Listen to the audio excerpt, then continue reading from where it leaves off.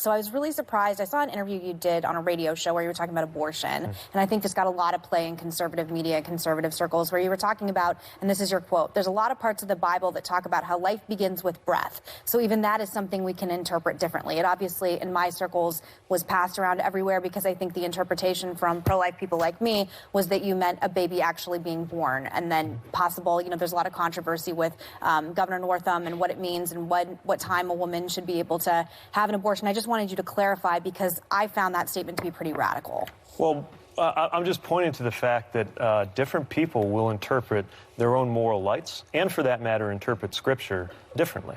But we live in a country where it is extremely important that no one person have to be subjected to some other person's interpretation of their own religion.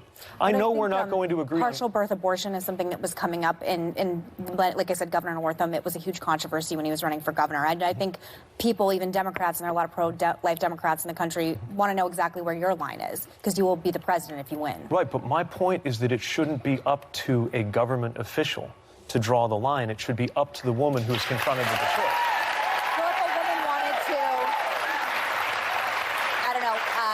Invoke infanticide after a baby was born, you'd be comfortable. Does anybody with that. seriously think that's what these cases are about? Think about the situation. That, yes. If this is a late-term situation, then by definition, it's one where a woman was expecting to carry the pregnancy to term. Then she gets the most, perhaps, devastating news of her life. We're talking about families that may have picked out a name, maybe assembling a crib, and they learn something excruciating and are faced with this terrible choice. And I don't know what to tell them morally about what they should do. I just know that I trust her, and her decision, medically or morally, isn't going to be any better because the government is commanding her to do it in a certain way. I respect that.